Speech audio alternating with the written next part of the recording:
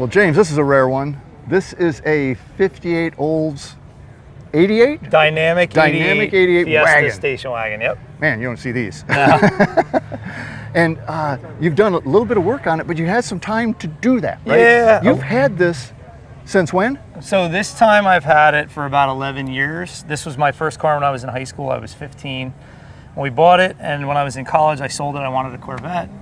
Ended up selling it, and then 10 years later found it in Shreveport, Louisiana, and bought it back sight unseen. Are you from up around here? I'm from Point Pleasant, New Jersey. So you found it down in Shreveport? Yeah. How did you find it? So there was a website. I had put an ad up on this website saying, if anybody sees this car, please contact me. And sure enough, the guy that I bought it back from actually had it sold to a guy in Germany. The guy wanted more information on the car, and he's like, need more information, and he saw the ad I put up and sold it back to me instead. Oh man, you are a lucky man. Very, very lucky. You are a lucky man.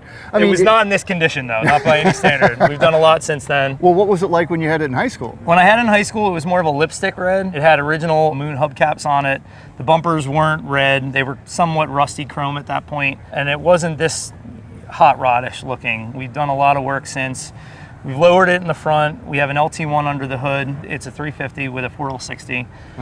We have Willwoods up front. Nice. We're actually doing air ride soon to it. We redid the interior. So you made it to drive? Oh yeah, 100%. We drive it frequently. We put about, don't tell Haggerty, about 8,000 miles on it this year. But we drive it all over. We've driven it to the Raleigh Good Guys show this year. We drove it to Ocean City, Maryland for a show. We went to Syracuse Nationals. Yeah. So we've been all over. Those are all big shows. Pretty big shows, and people tend to come up to it and say, what is that? We've never seen a car like that before. It is rare, and it's the 4-door. Well, the 2-door is just as rare, but you don't see those either. What's rare about this one is that it's actually a post wagon. A lot of the wagons were a hardtop. Hardtop, that's right. Or either a Super 88. This is a Dynamic 88 post Fiesta wagon. So pretty rare. That's a lot of words. Yeah.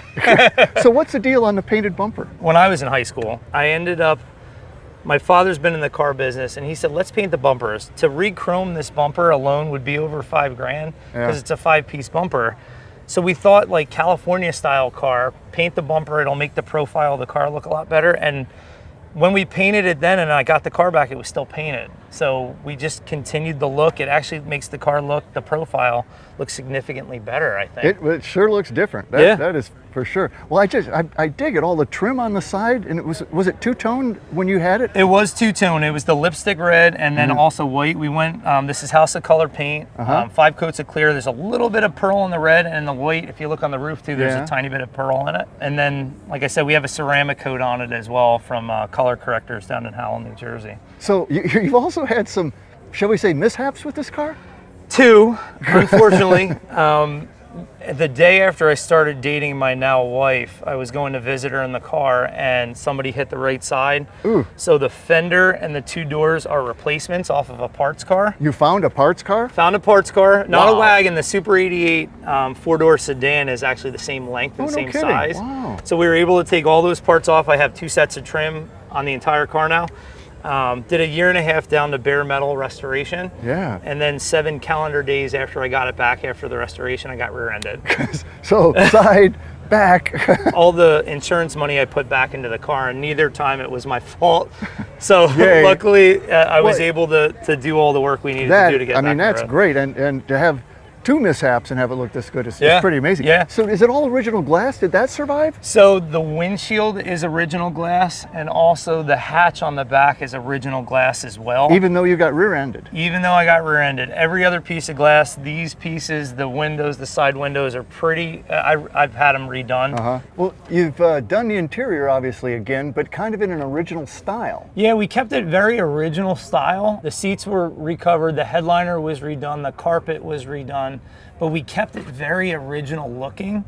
That looks like the original steering wheel. That is the original steering wheel. One of the things that we did purposely was not paint the steering wheel or the column because it reminds me of how far the car has come. So you look at the gauges; those are original gauges. The ones down below are not. Obviously, you have to monitor something.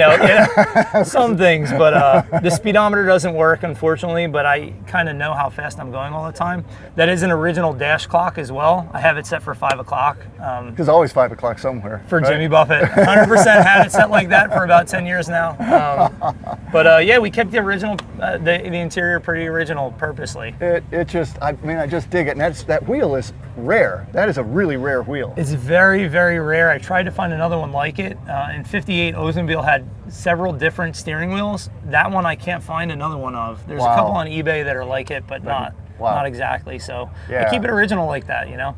I actually can't believe you've been whacked back here because how about the tailgate? Yeah, the tailgate was undamaged during either accident. Very fortunate, because to find another one of these tailgates is near impossible. If you see when we open the tailgate, there's actually shocks that we have that help hold it up. I couldn't put it all the way up because of the surfboard. But the tailgate opens and closes pretty. Is that the original treads, the rubber tread on it? Original rubber treads that were in the car. These are probably like unobtainium. Those, luckily, I've been able to find a few extra sets of those, so those were just re-chromed. These pieces, this one I had re-chromed and put on. We haven't had time to finish all the rest of the work. So you're stockpiling these just in case. Just in case. With your luck, that's probably not a bad idea. I have a few extra sets of the tail lights too, the backup lights. That is the original rear bumper also. When I was rear-ended, this is the original center section. The caps are off of the parts car. Oh man, you're so lucky you had a parts car. Very, very lucky. These I just had redone also. Those are super rare to find because the 58 Olds sedan actually has handles. Oh. Yeah, I made those inserts. Well, actually, that's a surf company that I ride for. There you go. So I put it in there to kind of add allure, but the 58 Olds sedan has a handle underneath. Oh. These do not. The handle will actually hit the tailgate if you flip it down. So this is Wilbur the Wagon. Wilbur the Wagon. And you've started writing children's books about Wilbur the Wagon. Yeah, right? So when my brother has a son, and we were talking about one Christmas Eve, we were actually talking about these kids books that he reads to his kid. And I remember thinking, I always wanted to tell a story behind the car. So I thought to myself, I can write a silly kids book. So I wrote 3. Wilbur the Wagon's Big Dream was the first one, then Wilbur the Wagon Sunrise Surprise, and Wilbur the Wagon Saves Christmas. We created a website around it, wilburthewagon.com. Just a lot of we're trying to have fun and perpetuate it. And right now my wife is actually 23 weeks pregnant with our first. That's great. So I'm excited someday to share it with my own children. Fantastic. Yeah. Well, so let's go see what's under the hood. Yeah, for sure. So this is a 90s LT1 Corvette motor. And you obviously drive this baby. All the time. We get about 17 miles to the gallon. We didn't really do many modifications. We did roller rockers. It's got an open source tune with the computer. We did obviously the cold air as well, but it runs great. When we bought the motor 11 years ago, it was a motor and trans combo that came out of a wrecked Corvette. I only paid $800 for it. You can't beat that. So for 11 years, we did the MSD OptiSpark too. The MSD OptiSpark is the only one that I haven't had trouble with. Not to say anything against anybody who manufactures any other ones. But what happened to the original engine? The original engine we actually got rid of when I was in high school. When I had the car first, it was beyond salvageable. So we ended up putting a 350 tune port motor in it out of a 90s or an 89 IROC it was. Okay. So when we got the car back from Louisiana, it had a carbureted 350 in it that needed a rebuild. And if I'm not mistaken, it was a 700R4 trans that was in it. Probably, yeah. So when we found this, it bolted up to the drive shaft perfectly. Well, there's certainly plenty of room for it. It's, it looks tiny in there, frankly. This is a big engine bay. There's a lot more room. I would like to go bigger eventually, or possibly with an LS someday. The bigger things that we did, we just recently got done rewiring it. You can still see there's some wires hanging out.